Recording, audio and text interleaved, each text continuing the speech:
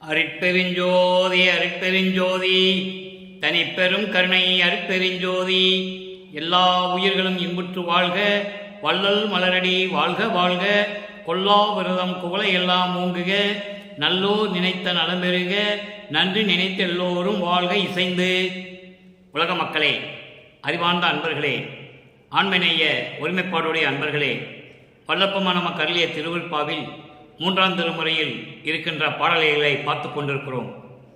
3ஆம் திருமுறையிலே 1வது பதிகம் திருவுலாப்பேறு என்ற பதிகத்தில் இருக்கிற பாடல்களை பார்த்து கொண்டிருக்கிறோம். திருவுலாப்பேறு மொத்தம் 10 பாடல்களை கொண்டது. ஒவ்வொரு பாடலிலும் வல்லப்பெருமானவர்கள் இறைவனை பார்ப்பதற்காக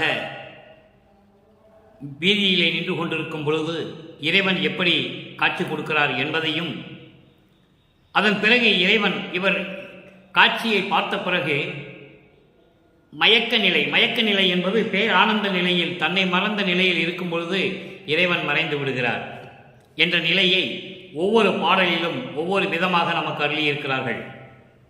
வல்லப்பெருமானவர்கள் இந்த மண்ணுலக்கு வருவிக்க உற்று சமயங்களும் மதங்களும் மார்க்கங்களும் சார்ந்திருந்த காலகட்டங்களில் இறைவனை எப்படி வணங்கினார் என்பதையும், இறைவனை எப்படியெல்லாம் உருவகப்படுத்தி சொல்லுகிறார் என்பதையும் ஒவ்வொரு பாடலிலே நாம் பார்த்து கொண்டிருக்கிறோம். அதன் பிறகு சமரச சுத்த சன்மார்க்கத்தை பெற்ற பிறகு இந்த சமயங்களும் மதங்களும் மார்க்கங்களும் தேவையில்லை என்ற நிலையில் வல்லற்பெருமான் எப்படி உலக மக்களுக்கு தெரியப்படுத்துகிறார் என்பதையும் நாம் பார்த்து கொண்டிருக்கிறோம்.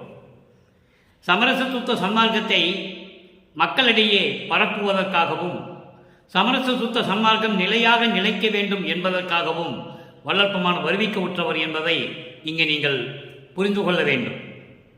ஆன்ற சன்மார்க்கம் அணிபெற என்னைத்தான் ஈன்று அமுதளித்த இனிய நற்றாயே என்று அருட்பெருஞ்சோதி அகவலிலே நமக்கு வல்லற்பெருமானவர்கள் அருளியிருக்கிறார்கள். அதற்காகவே வருவிக்க உற்றவர், இறைவனால் இறைவனாகவே வருவிக்க உற்றவர். இறைவன் அருட்பெருஞ்சோதி ஆண்டவர் முன்பருவம் பின்பருவம் காட்டி மகனை ஆட்கொள்ளுகிறார். முன்பருவம் என்பது ஒரு தாயின் கருவறையிலே இருந்ததிலிருந்து ஒவ்வொரு பருவத்தில் எப்படி அருளை கொடுக்கிறார், எந்த ஆண்டில் கருவிலே இருக்கும்போது போய் மகனோடு கொஞ்சி குழாவி மகிழ்ந்த இறைவன் கருவறையிலே, ஒரு தாயின் கருவறையில் மகன் இருக்கும் பொழுது எப்படியெல்லாம் மகனிடம் மகிழ்ந்தார் என்பதையும், அதன் பிறகு 6 மாத காலத்தில் சிதம்பரத்திலே திரை தூக்க தரிசித்த போது எப்படி மகனுக்கு காட்சி கொடுத்தார் என்பதையும், அதன் பிறகு மகனை காண வரவில்லை இறைவன், அருட்பெருஞ்சாண்டவர் வரவே இல்லை.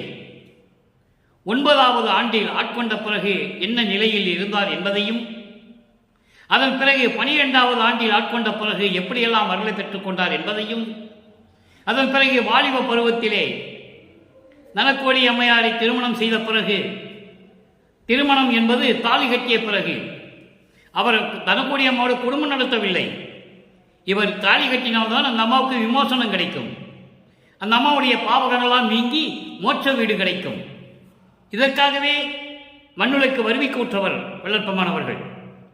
ஆக அந்த வயதில் எப்படி, அந்த ஆண்டில் எப்படி அருளை பெற்றார் என்பதையும், அதன் பிறகு சமரச சுத்த சன்மார்க்கத்தை பெற்ற பிறகு சென்னையிலிருந்து மதங்களும் சமயங்களும் மார்க்கங்களும் சார்ந்த நிலையெல்லாம் விட்டுவிட்டு சுத்த சன்மார்க்க நிலையில் எப்படி வடலூர் வந்தார் என்றும், ஒவ்வொரு பருவத்திலும் எப்படி இறைவன் அருள் செய்தார் என்றும் தெளிவாக நமக்கு திருவிற்பாவிலே வல்லற்பெருமான் அருளியிருக்கிறார்கள். அதை தான் ஒரு பாடலில் சொல்லுவார், முன்பருவம் பின்பருவம் காட்டி அருளினாய் என்று சொல்லுவார். அருளை ஒரே நேரத்தில் கொடுத்துடல, பருவம் காட்டி காட்டி கொடுக்கிறார் என்பதை வல்லற்பெருமான் தெளிவாக நமக்கு அருளியிருக்கிறார்கள். அந்த நிலையில் திருவெற்றியூரிலே திருவுலாப்பேறு என்ற பதியத்திலே பாடிய பாடலின்படி இறைவனை பார்ப்பதற்காக தெருவிலே நின்றபோது எப்படி இறைவன் வந்து காட்சி கொடுத்தார் என்பதை ஒவ்வொரு பாடலிலும் பார்த்து கொண்டிருக்கிறோம். சமயங்களும் மதங்களும் மார்க்கங்களும் சார்ந்த நிலையில் இருந்தது உண்மைதான். வல்லப்பெருமானவர்கள் திருநீறுப்பு செய்தது உண்மைதான். உத்திராட்ச கோட்டையை போட்டிருந்தது உண்மைதான், இல்லை என்று யாரும் மறுக்க முடியாது. ஆனால் அதே இறைவன், அதே வல்லற்பெருமான் இது தேவையில்லை என்று சொல்லும்போது விட்டுவிட வேண்டும். சமரச சுத்த சன்மார்க்கத்தின் நிலை சமயங்களிலும் மதங்களிலும் மார்க்கங்களில் சொல்லப்பட்ட எந்த சங்கற்ப விகற்பனும் இருக்கக்கூடாது. தெளிவாக நமக்கு அருளி இருக்கிறார்கள் என்பதை இங்கே பதிவு செய்ய நான் கடமைப்பட்டிருக்கிறேன்.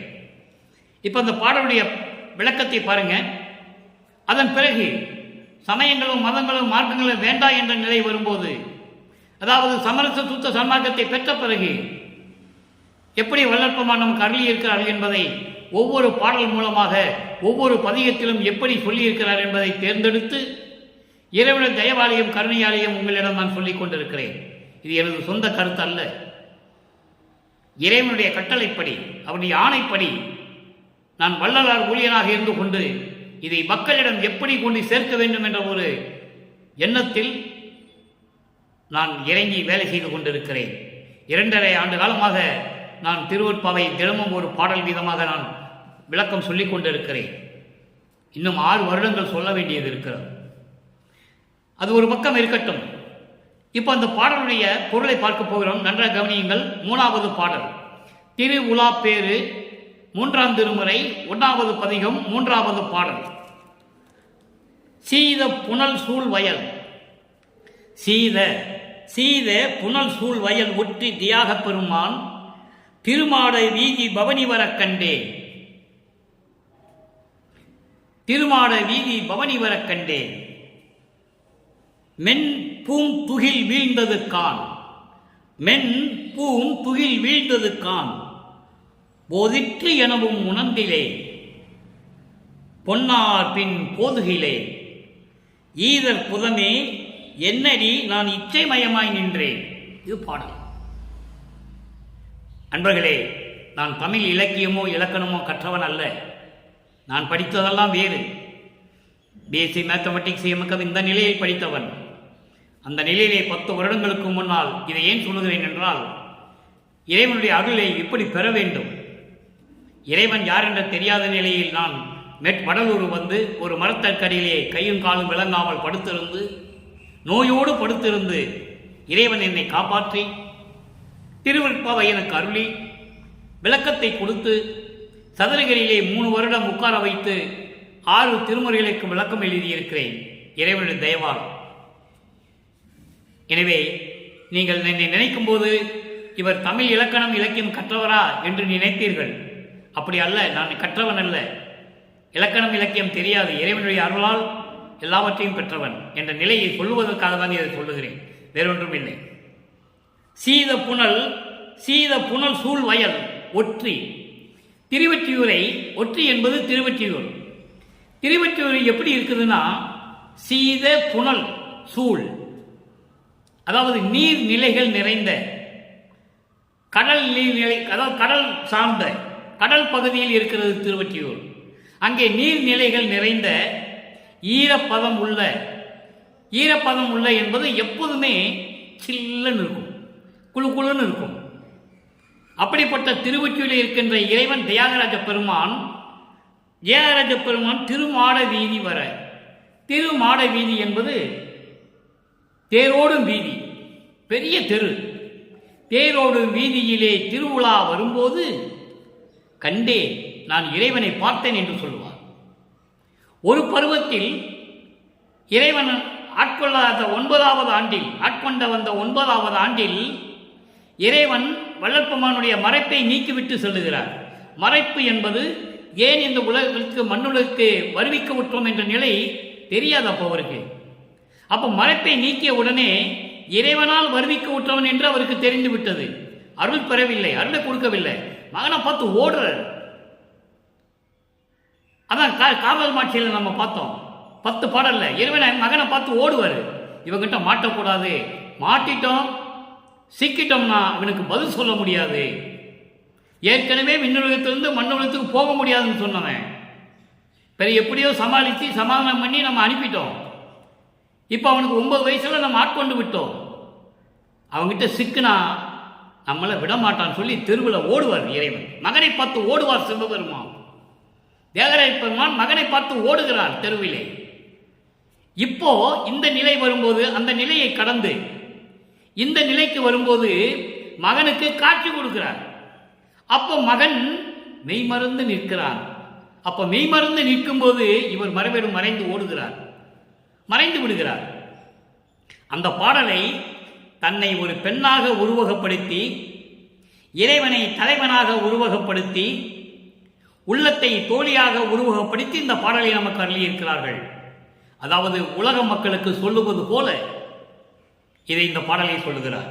உலக மக்களே, ஈரப்பதம் நிறைந்த, கடல் அலைகள் சூழ்ந்த, நீர்நிலைகள் நீர்ந்த அழகான திருவொற்றியூரிலே இருக்கின்ற தியாகராஜ பெருமானை என்னுடைய பவனியை, தேரோடும் வீதியிலே பவனி வருவதை நான் கண்டேன். தெளிவுபடுத்துகிறார், இறைவனை பார்த்து விட்டேன் என்று. நல்லா புரிஞ்சுக்கணும் நீங்க. இறைவனை கண்டேன். அப்போ என்னாச்சு? வெண் பூந்துகில் வீழ்ந்தது. எனது மேலாடை, பூ போன்று மெல்லிய மேலாடை நழுவி கீழே விழுந்து விட்டது. தன்னை பெண்ணாக உருவகப்படுத்தியதால் சொல்லுகிறார். அப்போ எந்த உணர்வும் இல்லாமல் நான் மெய்மறந்து நின்றேன் என்று சொல்லுகிறார். அதான் பொருள். அப்போ அந்த பூந்துகில் ஆடை அவிழ்ந்து, மார்பிலே போட்டிருந்த ஆடை அவிழ்ந்து கீழே விழுந்தது கூட எனக்கு தெரியவில்லை. தோழியிடம் சொல்லுகிறார், பெண்ணே, என்னுடைய மேலாடை அவிழ்ந்து விழுந்தது கூட எனக்கு தெரியவில்லை. போத்தி தினமும் உணர்ந்தில்லேன். அதை எடுத்து மறுபடியும் உடுத்த வேண்டும் என்று கூட எனக்கு உணர்வில்லை. கீழே விழுந்த மேலாடையை எடுத்து மீண்டும் உடுத்த வேண்டும் என்ற உணர்வு கூட எனக்கு இல்லை. பெண்களெல்லாம் சொல்லுகிறார்கள், வா வா என்று அழைக்கிறார்கள். தோழிகள், உடன் வந்த தோழிகள் எல்லாம் வா பெண்ணே வா அப்படின்னு கூப்பிடும்போது எனக்கு அவர்களோடு செல்ல மனம் இல்லை. இறைவனை பார்த்த மயக்கத்தில், இறைவனை பார்த்த ஆனந்தத்தில் எனக்கு அந்த எண்ணம் இல்லை. பெண்ணே, என் தோழியே, நான் இச்சைமயமாய் நின்றதுவே, இச்சைமயமாய் நின்றதுவே என்பது நான் பேரானந்தத்தில் மெய்மறந்து நின்று விட்டேன். இறைவன் மறைந்து விட்டான். இப்ப அந்த பாடலுடைய விளக்கத்தை கோர்வையாக சொல்லுகிறேன். உலக மக்களுக்கு சொல்லுகிறார், நமக்கு சொல்லுகிறார். தன்னை பெண்ணாக உருவகப்படுத்தி, இறைவனை தலைவனாக உருவகப்படுத்தி, அவருடைய மெய்மறந்து காட்சி கொடுக்கிறார். இறைவன் மெய்மறந்து விடுகிறார். மெய்மறந்த நிலையில் மக்கள் அழைக்கும் போது இவர் செல்ல முடியவில்லை. அந்த மெய்மறந்த நிலையிலே நின்று கொண்டிருக்கிறார் என்று சொல்லுகிறார். தோழியிடம் சொல்லுவது போல நமக்கு சொல்லுகிறார். நன்றா புரிஞ்சுக்கணும் நீங்க. இப்ப அந்த கோர்வை அந்த இதை படிச்சிருக்கேன் பாருங்க. குளிர்ந்த நீர்நிலைகள் சூழ்ந்த ஈரப்பதம் கொண்ட திருவொற்றியூரிலே வீற்றிருக்கின்ற தியாகராஜனுடைய பவனியை, திருவிழா வீதியை நான் கண்டேன். தேரோடும் வீதியிலே, அதான் திருமாட வீதி என்று சொல்லுகிறார். திருமாட வீதி என்று சொல்லும்போது அழகான தேரோடும் வீதி. அப்படி தேரோடும் வீதியிலே நான் இறைவனை கண்டேன். அவனை பார்க்கும்போது என் மேலாடை தாவணி உடித்திருந்தார் என்று சொல்லுகிறார். அந்த மேலாடை, பூ போன்ற மேலாடை அவிழ்ந்து கீழே விழுந்து விட்டது. அதை எடுத்து மீண்டும் அணிய வேண்டும் என்ற எண்ணம் கூட எனக்கு இல்லை. அந்த கீழே விழுந்த ஆடையை எடுத்து மீண்டும் உடுத்த வேண்டும் எண்ணம் கூட எனக்கு இல்லை. தோழி பெண்களெல்லாம் என்னை வா வா என்று அழைக்கிறார்கள். அவர்கள் அழைப்பதை என் காதில் விழவில்லை. மெய்மறந்து நின்று கொண்டிருக்கிறேன். என் தோழியே, நான் என்ன செய்வேன்? இச்சைமயமாய் நின்று விட்டேனே, இறைவன் மறைந்து விட்டானே என்று சொல்லுகிறார். இப்போ இந்த பாடலில் சொல்லப்பட்ட 3 நிலைகளுக்கும் தன்னை இறைவன் ஆட்கொண்ட பிறகு, தான் யார் என்ற நிலை உணர்ந்த பிறகு இறைவனை பார்க்க செல்கிறார். இறைவன் தெருவிலே ஓடி விடுகிறான் மகனை பார்க்காமல். ஒரு நிலை மாறுகிறது. அடுத்த நிலை ஸ்டெப் பை ஸ்டெப் என்று சொல்லுவார்கள். ஒவ்வொரு நிலைக்கும் ஒரு மாறுபாடு உண்டு. அடுத்து இவர் திருவொற்றியூருக்கு போகும்போது, திருவிழா வீதி வரும்போது இறைவனை பார்க்கிறார். அழகை ரசிக்கிறார். அந்த அழகிலே, இறைவனை பார்த்த அந்த மயக்கத்திலே தன்னை மறந்து விடுகிறார். அதை தான் சொல்லுகிறார். என்னை மறந்து விட்டு நின்று விட்டேன், என்னை விட்டு ஓடிவிட்டான் இறைவன் என்று சொல்லிவிடுகிறார். இதே நிலையை சமரச சுத்த சன்மார்க்கத்தை பெற்ற பிறகு இறைவனிடம் எப்படி வலிய வருகிறார். சமயங்களையும் மதங்களையும் மார்க்கங்களையும் சார்ந்த நிலையில் இறைவன் அவரிடம் வரவில்லை. அதை தான் சொல்லுகிறார். சமரச சுத்த சன்மார்க்கத்தில் இருக்கும் போது சமயங்களிலும் மதங்களிலும் மார்க்கங்களிலும் இருந்த கொள்கைகளை விட்டுவிட வேண்டும். இல்லை என்றால் இறைவனுடைய அருளை ஒரு துரும்பாலும் கூட உங்களால் பெற முடியாது என்பதை வல்லற்பெருமான் தெளிவாக நமக்கு அருளி இருக்கிறார்கள். அதை நீங்கள் மறந்துவிடக்கூடாது. இந்த 3 நிலைக்கும் 6ஆம் திருமுறையிலே ஒவ்வொரு பதியத்திலே எப்படி விளக்கம் இருக்கிறது என்பதை பார்க்க போகிறோம். 6ஆம் திருமுறை பதிகம் 20, பிள்ளை பெரு விண்ணப்பம் 3வது பாடல். திருவிழா பேரிலே இருக்கின்ற 3வது பாடலுக்கு பிள்ளை வெறும் பெருவிண்ணப்பத்திலே எப்படி விண்ணப்பம் வைக்கிறார் இறைவனிடம்? நன்றாக கவனியுங்கள். தான் அதாவது இறையும் உயிருக்கு அசைவிலா தலைவனே. இறைவன் இல்லாமல் எந்த உயிரும் தூரும் அளவு கூட அசையாது. அப்படிப்பட்ட தலைவனே, தான் அல்லாது இறையும், இறைவன் இல்லாமல், இறையும் என்றால் ஒரு வினாடி கூட எந்த உயிரும் அசையாது. அப்படிப்பட்ட நிலையில் இருக்கின்ற தலைவனே, சமரச சுத்த சன்மார்க்க தலைவனே. அங்க தியாகராஜ பெருமான் என்று சொல்லுவார், இங்க சமரச சுத்த சன்மார்க்கத்தின் தலைவன். நல்லா புரிஞ்சுக்கணும் நீங்க. அடுத்த வரி பாருங்க. வானலால் வேறு ஒன்று இல்லை என உரைப்ப வயங்கிய மெய்யின்ப வாழ்வே. வானலாது வேறு ஒன்றுமில்லை என உரைப்ப வயங்கிய மெய் இன்ப வாழ்வே. இறைவனை சொல்லுகிறார். அதுக்கு அர்த்தம் என்னவென்றால், சிவவெளியில் இருக்கின்ற இறைவன் இல்லாது, வானலாது என்பது சிவவெளி. சிவவெளி என்பது 16வது நிலை. 16வது நிலை என்பது ஞானத்தில் ஞானம், சரியை கிரியை யோக ஞானம். இதில் முன்னாங்க 12 நிலைகள் மெய் சமயங்களும் மதங்களும் மார்க்கங்களும் சார்ந்தது. ஞான சரியை ஞான கிரியை, ஞான சரியை தான் மரணமில்லா பெருவாழ்வு. அதை தான் வள்ளற்பெருமான் கூறினார்கள். திருவரையிலே தன் அறையிலே இருந்த திருவிளக்கை, அகல் விளக்கை வெளியே எடுத்து வைத்து, இதில் இறைவன் இருக்கின்றான், வழிபடுங்கள். இறைவன் வருகின்ற காலம் வந்துவிட்டது, காலம் கடத்தாதீர்கள், வழிபடுங்கள், ஞான சரியை படியுங்கள் என்று சொல்லி அந்த விளக்கை வெளியெடுத்து வைத்தார்கள், தீபத்தை. இதுதான் சத்தியம், இதுதான் உண்மை. அப்போ ஞான சரியை தான் மரணமில்லா பெருவாழ்வு. ஞான சரியை, ஞான கிரியை, ஞானத்தில் யோகம், ஞானத்தில் ஞானம். அந்த ஞானத்தில் ஞானத்தை தான் சொல்லுகிறார். வானலாது வேறொன்றுமில்லை என சொல்லும்படியாகிய விளங்கிய, சிவவெளியில் இருக்காத, அதாவது சிவவெளியில் இருக்கின்ற இறைவன் இல்லாது என்று சொல்லக்கூடிய அளவிற்கு விளங்கக்கூடிய மெய்யின்ப வாழ்வே. அப்படிப்பட்ட நிலையில் இருக்கின்ற இறைவனே, ஊனல்லால் உயிரும் உளமும் உள் உரையும் ஊப்புரை இனிக்கும் தெல்லமுதே. ஊனல்லால் என்பது இந்த உடம்பு மட்டுமல்ல, உடம்பில் மட்டுமல்ல, உயிரிலும் உள்ளத்திலும் உள் உணர்விலும் கலந்து கொண்டிருக்கின்ற, இனித்து கொண்டிருக்கின்ற, பொருந்தி இருக்கின்ற தெல் அமுதே. அப்படிப்பட்ட இறைவனே, ஞான நாடகம் செய் தந்தையே. சத்திய ஞான சபையிலே அருள்நடனம் புரிந்து கொண்டு அருளாட்சி செய்து கொண்டிருக்கின்ற இறைவனே, என் தந்தையே, அடியே நவிழ்கின்றேன், கேட்டு அருள் இதுவே. நான் அடியேன், நான் கேட்கிறேன், சொல்லுகின்றேன்.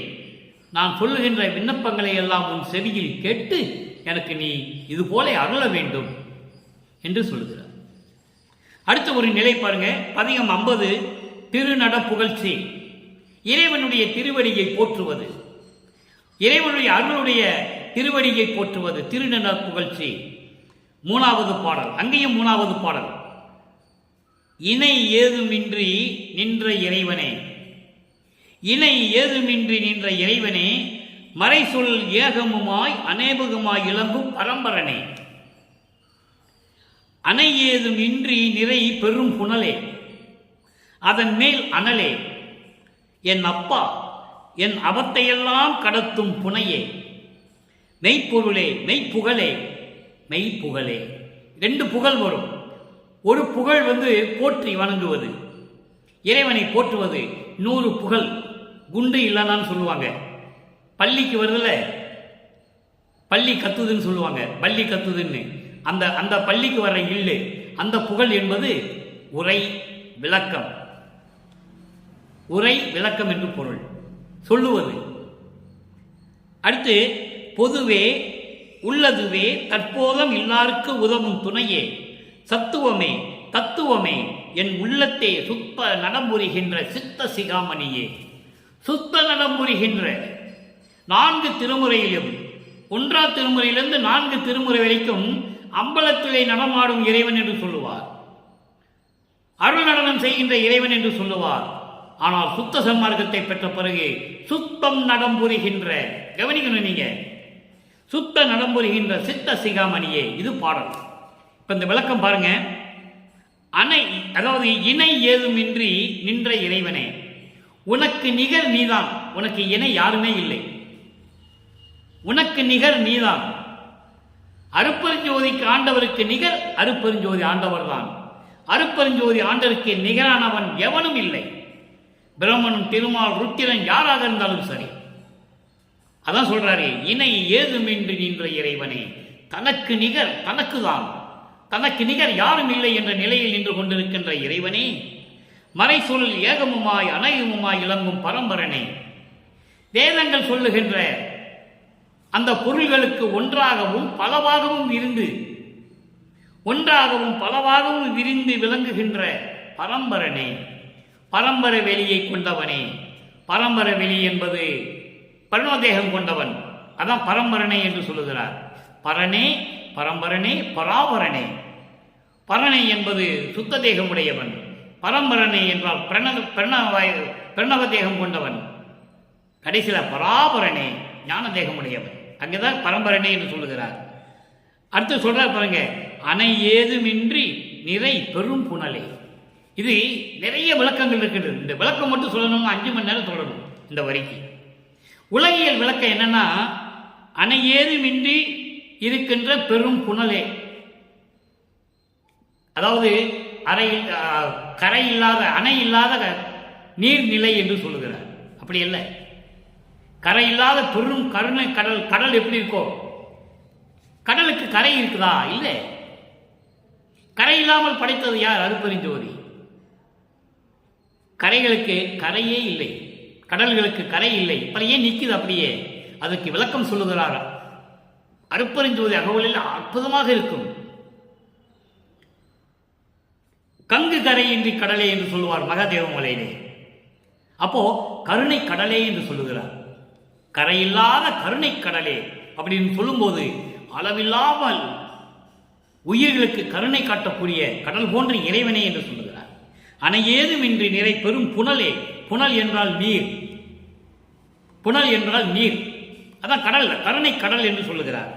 அதன் மேல் அனலே, அவைக்கு மேல் விளங்கக்கூடிய தீ பிளம்பு. அனல் என்பது தீ பிளம்பு, நெருப்பு போன்று விளங்கிக் கொண்டிருக்கின்ற ஜோதியே, அருப்பெருஞ்சோதியே, என் அப்பா, என் அப்பா, என் அவத்தையெல்லாம் கடத்தும் புனையே. புனை என்பது நீர்த்தேக்கம், நீர்த்தேக்கம், தெப்பம் என்று சொல்லலாம், குளம் என்று சொல்லலாம். இது நீர்த்தேக்கம். புனை என்பது நீர்த்தேக்கம். அப்படிப்பட்ட குளிர்ந்த நீர்த்தேக்கம் கொண்ட இறைவனே, என் அவத்தையெல்லாம் கடத்தும். இந்த அவத்தை என்பதற்கு பெரிய விளக்கமே இருக்கிறது. அவத்தை என்பது பிறப்பு இறப்பு இல்லாத நிலை, துன்பங்கள் துயரங்களை நீக்கிய நிலை. இதெல்லாம் பெரிய அவத்தைகள். இந்த அவத்தையெல்லாம் நீக்கிய புனையே, இந்த அவத்தையெல்லாம் நீக்கக்கூடிய குளிர்ந்த நீர் தேக்கமே. இந்த அவத்தைக்கு மட்டும் நான் கடைசியில் ஒரு விளக்கம் தருகிறேன், மனசில் வச்சுக்கங்க. இந்த அவத்தை என்றதுக்கு மட்டும் பின்னால் ஒரு பாடல் வருது, அதுக்கு அந்த அவத்தை என்றதுக்கு விளக்கம் வரும். மெய்ப்புகழே, அதை தற்போதும் எல்லாருக்கு உதவும் துணையே, மெய்ப்பொருளே, மெய்ப்புகழே, மெய்ப்புகழே, பொதுவே உள்ளதுவே.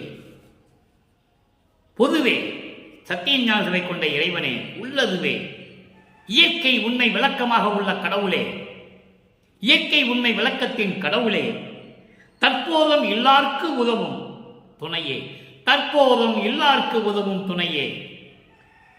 எவ்வளவு பெரிய வார்த்தை! தற்போதும் எல்லாருக்கு உதவும் துணையே. சமயங்களிலும் மதங்களிலும் மார்க்கங்களிலும் நின்று கொண்டு ஆணவத்துடனும் செருக்குடனும் மாயைகளையும் மயக்கங்களையும் சிக்கிக் கொண்டிருக்கின்றவர்களுக்கு உதவ மாட்டார். இவையெல்லாம் எல்லாருக்கு உதவும் துணையே. தற்போதும் எல்லாருக்கு உதவும் துணையே. எவ்வளவு அற்புதமா சொல்றாரு பாருங்க. அப்ப இறைவனோட அருள் யாருக்கு கிடைக்கும்? உண்மையாகவே இறைவனை வழிபடுகின்றவர்களுக்கு, சமயங்களிலும் மதங்களிலும் மார்க்கங்களிலும் மாறுபடாது அந்த வழிபாட்டு முறைகளை எல்லாம் தவிர்க்கக்கூடியவர்களுக்கு துணையாக இருக்கின்ற இறைவன் அருப்பெருஞ்சோதி. சத்துவமே, சத்துவம் என்பது ஜீவகாரணிய உள்ளம் கொண்ட இறைவன். சத்துவ குணம் என்று சொல்லுவார்கள்.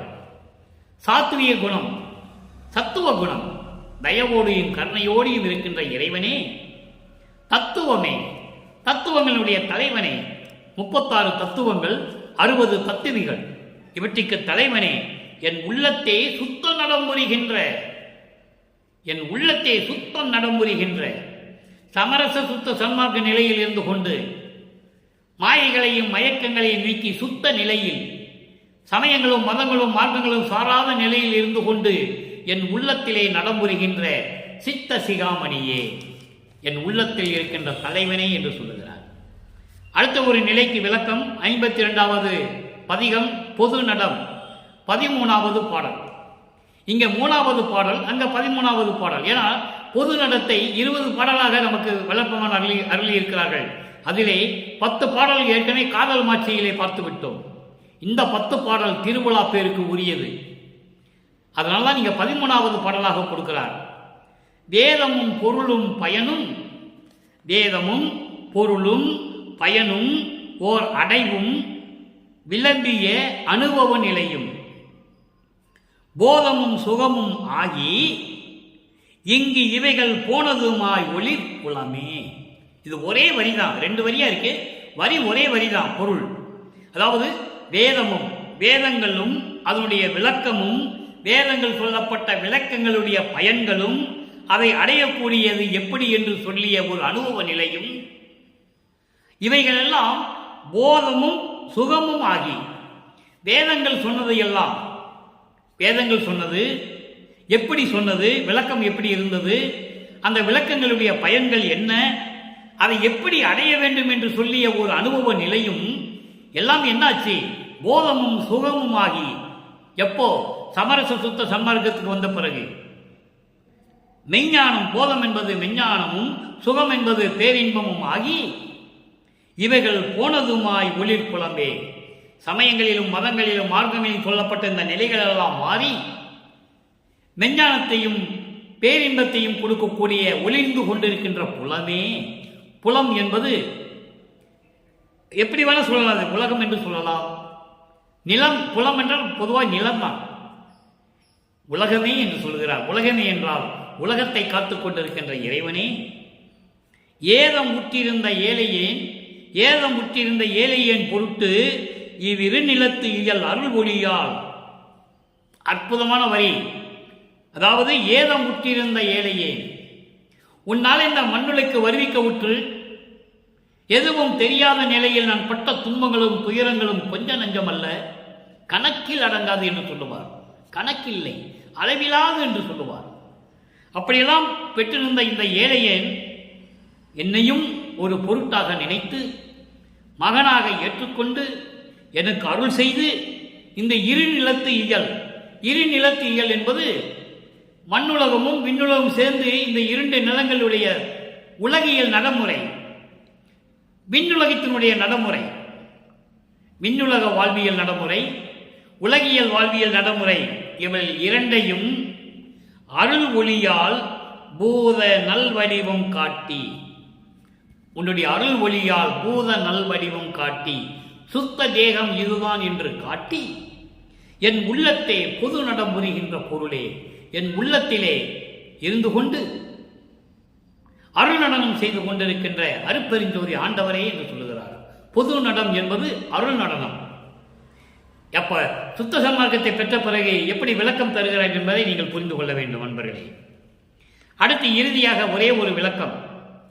65வது பதிகம் அடைக்கலம் புகுதல். இறைவனுடைய அருளையெல்லாம் பெற்ற பிறகு எப்படி இறைவனுடைய அடைக்கலம் அடைகிறார், அடைக்கலம் புகுதல் என்ற தலைப்பிலே கொடுத்துக்கிறார் 3வது பாடல். திருவிழா பேர்களே, இன்றைக்கு நாம் பார்த்த 3வது பாடலுக்கு இறுதியான விளக்கம் இது, முடிவான விளக்கம். தேனே அமுதே, இறைவனை எப்படி சொல்ற பாருங்க. இந்த விளக்கத்திற்கு ஒரு உள் விளக்கம் இருக்கிறது, பின்னால் சொல்றேன்.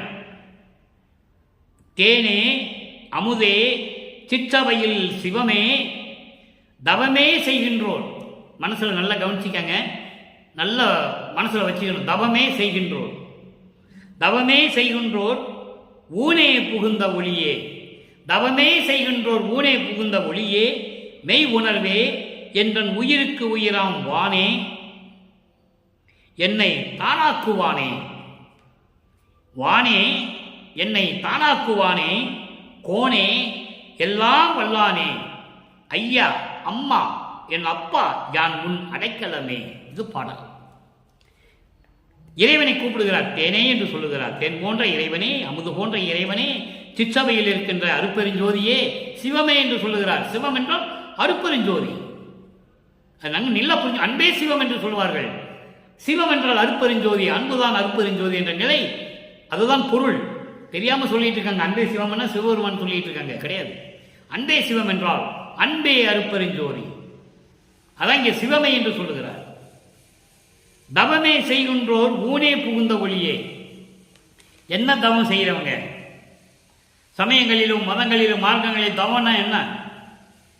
மலைக்குள்ள போயிடுவான், குகைக்குள்ள போயிடுவான், காட்டுக்குள்ள போயிடுவான், நெருப்பை கீழே ஊட்டி மேலே ஊசி பலகையை போட்டு ஒத்த காலில் நிற்பான். அதான் தவம்னு சொன்னது சமயத்திலையும் மதங்களிலையும்.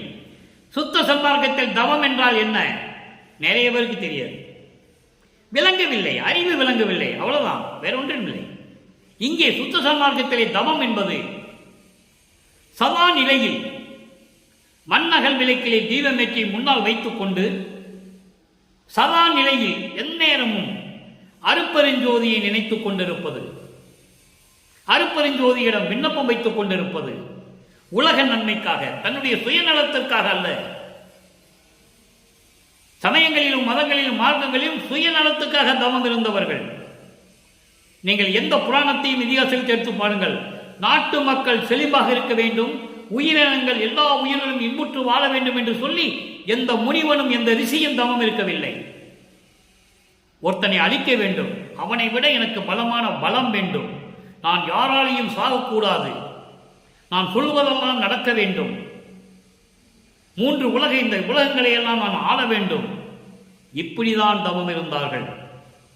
உலக மக்களுக்காகவும் இந்த உலகம் மேம்படுவதற்காகவும் எல்லா உயிரும் இன்புற்று வாழ வேண்டும் என்பதற்காகவும் ஒரு ஆளு கூட தவம் இருக்கவில்லை என்பதை இங்கே நான் குறிப்பிட கடமைப்பட்டிருக்கிறேன். இங்கே சுத்த சன்மார்க்கத்தை தவம் என்பது கண்ணை மூடக்கூடாது. கண்ணை மூடனா இருள் வந்துருச்சு, அறியாம உள்ள போயிடும், உடம்புக்குள்ள போயிடும். தீபத்தை வைத்துக் கொண்டு தீபமிடம் உரையாடுங்கள். அவன் நம் தந்தை, நமது தந்தை இறைவன். அவனோடு உரையாடுங்கள், உங்களுடைய குறையை சொல்லுங்கள். நான் சுத்த சன்மார்க்கத்தில் இருந்து கொண்டிருக்கிறேன், ஏன் எனக்கு இந்த நிலை என்று அவனிடம் முறையிடுங்கள். அப்படி தவம் இருக்கின்ற உடலிலே புகுந்து கொண்டிருக்கின்ற ஒளியே, அருப்பெருஞ்சோதியே, மெய் உணர்வே, என்ற உயிருக்கு உயிராம் வானே. வானே என்றால் சிவவெளியில் இருக்கின்ற இறைவனே, என்னை தானாக்குவானே, என்னுள் கலந்து கொண்டவனே, என்னை தானாக்குவானே என்று சொல்கிறார். கோனே, கோனே என்றால் அரசே, எல்லாம் வல்லவனே, ஐயா அப்பா அம்மா நான் உன் அடைக்கலமே என்று சொல்லுகிறார். இந்த என்னை தானாக்குவானே என்று சொல்லுகிறார் பார்த்தீங்களா, அதுக்கு ஒரு விளக்கம் இருக்கிறது. 110 பதிகம் தனித்திரு அலங்கள் 6ஆம் திருமுறை அனுபவ நிலை என்ற பதிகத்திலே ஒரு பாடல், அதாவது 46வது பாடல். 46வது பாடலில் சொல்வார், நானானான் தானானான், நானும் தானும் ஆனான், அவன் என்னை தானாக்குவானே என்று சொல்லுகிறார். என்னை தானாக்குவானே என்றால் என்னுடன் கலந்து விட்டான். நான் ஆனான், தானானான், நானும் தானும் ஆனான், தேனானான். அங்கதான் அங்கே தேனேன்னு முதல் வரியில் சொல்றார் இல்லையா, தேனானான், தெல்லமுதாய் தித்தித்து நிற்கின்றான், வானானான். இங்க வானேன் என்று சொல்லுகிறார் இல்லையா, அதுக்கு என்ன சொல்றார், வானானான். கோன் என்று சொல்லுகிறார், கோனானான். வானானான் ஞானமன்றில் ஆடுகின்றான், கோனானான் எண்ணுள் குலாவுகின்ற கோமானே. எவ்வளவு அற்புத விளக்கங்கள் இருக்கிறது என்பதை நீங்கள் பார்க்க வேண்டும். ஒவ்வொரு பாடலுக்கும் ஒரு பாடல் தொடர்பு உண்டு. இறைவனுடைய தயவும் கருணையும் இருந்தால்தான் அதை மக்களிடம் சொல்ல முடியும், இல்லை என்றால் சத்தியமாக முடியாது. இங்கே தேன் வான் கோன் என்ற பாடலுக்கு அடைக்கலம் புகுதல்ல தனித்திரங்கள்ல ஒரு விளக்கம் இருக்கு. என்னை தானாக்குனானே, என்னை தானாக்குவானே, என்னை தானாக்குவானே, என்னை தன்னாக கொண்டு விட்டான், என்னுடன் கலந்து விட்டான் என்ற நிலையை இந்த பாடலில் நமக்கு சொல்லுகிறார். தேனானான் தெல்லமுதாய் தித்தித்து நிற்கின்றான், வானானான் ஞான மணிமன்றில் ஆடுகின்றான். ஞான மணிமன்றம் என்பது சத்திய ஞான சபை. வடலூரில் இருக்கின்ற சத்திய ஞான சபையில் அருள்நடனம் செய்து கொண்டு அருளாட்சி செய்து கொண்டிருக்கின்ற இறைவன் கோனானான், எனக்கு அரசனாகிவிட்டான், என்னுள் குலாவுகின்ற கோமானே, என் உள்ளத்தில் குலவுகின்ற கோமானே என்று சொல்லுகிறார். இந்த அவத்தை எல்லாம் கடத்தும் என்று சொல்லுகிறார். அவத்தை என்பது 7 வகையான பிறப்பு இறப்பை நீக்குவது. அவத்தை என்பது பொதுவாக சொல்ல வேண்டும் என்றால் துன்பங்கள், துயரங்கள், இடர்கள், பயம் இவற்றையெல்லாம் சொல்லலாம். ஆனால் அவத்தை என்பது 7 வகையான அவத்தைகள் இருக்கின்றன. அகவலிலே சொல்லுவார், ஊர்வன, பரப்பன, உருவன, நடப்பன, ஆறுற காத்தருள் அருப்பெருஞ்சோதி. ஊர்வன என்பது ஊர்ந்து செல்லக்கூடிய பிராணிகள், பரப்பன என்பது பறந்து செல்லக்கூடிய பிராணிகள், நடப்பன என்பது நடந்து செல்லக்கூடிய பிராணிகள், உருவன என்பது தாவரங்கள். இவைகள் இல்லாமல், இந்த 4 நிலை இல்லாமல் மனிதர்கள், அசுரர்கள், தேவர்கள், இந்த 3 நிலையும் சேர்த்து 4, 3, 7. அதை ஒரு பாடலில் சொல்லுவார், 7 உலக அவத்தை விட்டு ஏறினேன். 7 உலக அவத்தை விட்டு ஏறினேன் என்பது 7 வகையான பிறப்பு இறப்பு நிலைகள் எல்லாம் நீக்கி நான் மேலே சென்று விட்டேன். மேல்நிலை, மேல்நிலை என்று சொல்லுவார். மேல்நிலை என்பது சிவநிலை. 16வது நிலை நான் சென்று விட்டேன், இறைவனாகிவிட்டேன், அருப்பெருஞ்சோதி ஆகிவிட்டேன் என்று சொல்லுவார். ஆக இந்த 7 வகையான பிறப்பு இறப்பை எல்லாம் நீக்கி நான் மேலே சென்று விட்டேன். அதற்கு ஊழில் ஒரு ஊழி உயிர் தலைத்து ஓங்கினன். நான் ஒவ்வொரு யுகத்திலையும் இருந்தேன். இந்த பிரபஞ்சம் தோன்றிய காலத்திலிருந்து யாரும் சொன்னதில்லை, எந்த முனிவனும் ரிஷியும் சொன்னதில்லை. வசிஷ்டன், விஸ்வாமித்திரர் யாராக இருந்தாலும் சரி, நான் ஒவ்வொரு யுகத்திலும் இருந்தவன் என்று யாரும் சொல்ல முடியவில்லை. இல்லை, இவர் சொல்லுகிறார், ஊழில் ஒரு ஊழி உயிர் தலைத்து ஓங்கினன். நான் ஒவ்வொரு யுகத்திலே இருந்தேன் சொல்றேன். ஒவ்வொரு யுகத்திலும் நிரந்தரமாக இருந்தவர் வல்லற்பமான் ஒருவர் தான், வேறு யாரும் இல்லை என்பதை இங்கு நான் பதிவு செய்ய கடமைப்பட்டிருக்கிறேன். இப்போ ஊழில் ஒரு ஊழி உயிர் தலைத்து ஓங்கினேன்னு சொல்லிட்டாரு. இதை பார்த்து ஆலியான் அயன் அதிசயிக்க. எப்படி சொல்ற பாருங்க. ஆலியான்னா பார்க்கடலில் பள்ளி கொண்ட இறைவன், பார்க்கடலில் பள்ளி கொண்டவன் திருமால், பிரம்மன், இவர்களெல்லாம் அதிசயமாக பார்க்கிறார்கள் என்னை. ஏனென்றால் பிரம்மனால் படைக்கப்பட்டவன் அல்ல நான், இது திருமாலால் காக்கப்பட்டவன் அல்ல நான். நான் என் தந்தைக்கு தலைமகன் என்று சொல்லுவார். அற்புதமாக இருக்கும். பிரம்மனால் நான் படைக்கப்பட்டவன் அல்ல, திருமாலால் நான் காக்கப்பட்டவன் அல்ல, நான் எல்லாத்துக்கும் மேலானவன். என் தந்தைக்கு நான் மூத்தவன், மூத்த மகன், குலமகன், தலைமகன் என்று சொல்லுவார். அவங்களாம் அதிசயமா பார்க்கிறாங்க. என்னோட வாழி அருப்பெருஞ்சோதியார் மன்னரே, என் உள்ளத்தில் வாழ்ந்து கொண்டிருக்கின்ற அருப்பெருஞ்சோதியார், அருப்பெருஞ்சோதி ஆண்டவனே, உன்னுடைய அருள் தானே. உன்னுடைய அருள் இல்லாமல் என்ன நடந்துவிடும்? உன்னுடைய அருள் இருந்ததால் தானே இந்த பிரம்மன் திருமலெல்லாம் என் காலில் விழுந்து வணங்குகிறார்கள். அருள்கடலே, எங்களை எல்லாம் காத்து கொண்டிருக்கின்ற அருள்கடலே என்று சொல்லி என் காலில் விழுந்து வணங்குகிறார்கள். அந்த நிலையை எனக்கு நீ கொடுத்து விட்டாய். அற்புதமாக இருக்கும். வல்லப்பெருமான் இறைவன், அவரை பற்றி 200 ஆண்டுகளாக இப்படி யாரும் சொன்னதில்லை. அதனால் மக்களுக்கு தெரியவில்லை. சொன்னால் தானே தெரியும். படித்தவர்களும் சொல்லவில்லை, தெரிந்தவர்களும் சொல்லவில்லை. காரணம், சமயங்களும் மதங்களும் மார்க்கங்களும் அவர்களை பிடித்துக் கொண்டிருக்கின்றன. அவர்களால் இந்த சமயங்களிலும் மதங்களிலும் மார்க்கங்களிலிருந்து வெளியே வர முடியவில்லை. அதனால் வல்லப்பெருமானை பற்றி சொல்ல முடியவில்லை அவங்களால். இதுதான் உண்மை, இதுதான் சத்தியம், யாராலையும் மறுக்க முடியாது. அப்படிப்பட்ட நிலையில் இருக்கின்றவர், கடவுள் நிலையில் இருக்கின்ற வல்லப்பெருமான் என்பதை கூறிக்கொள்ள ஆசைப்படுகிறேன். எனவே அன்பர்களை, இன்று பார்த்த பாடலுக்கு எல்லா விளக்கமும் கொடுத்தாகிவிட்டது. எப்படி இறைவன் நிலையை அடைந்தார் என்பதையும், இந்த சமயங்களும் மதங்களும் மார்க்கங்களும் சாராத நிலையில் எப்படி இருக்க வேண்டும் என்பதையும், எப்படி தவம் செய்ய வேண்டும் என்பதையும், இறைவனை எப்படி வழிபட வேண்டும் என்பதையும் வல்லப்பெருமான் அவர்கள் நமக்கு தெளிவாக அருளியிருக்கிறார்கள். எனவே அன்பர்களை, நீங்களும் தனி மார்க்கமான, கடவுளை அடையக்கூடிய மார்க்கமான சமரச சன்மார்க்கத்தை தழுவி, இந்த சமயங்களும் மதங்களும் மார்க்கங்களும் சாராத நிலையில் இருந்து கொண்டு இறைவனை வணங்கி, இறைவனுடைய அருளையும் அவருடைய செல்வங்களையெல்லாம் பெற்றுக்கொண்டு நோயற்ற வாழ்வில் நீங்கள் இந்த வையகத்திலே வாழ்வாங்கு வாழ வேண்டும் என்று இறைவனுடைய தயவாலையும் கருணையாலையும் வாழ்த்தி இந்த வள்ளலார் ஊழியன் விடைபெறுகிறேன். மீண்டும் நாளை சந்திப்போம். நன்றி, வணக்கம். அருட்பெருஞ்சோதி அருட்பெருஞ்சோதி, தனிப்பெரும் கருணை அருட்பெருஞ்சோதி.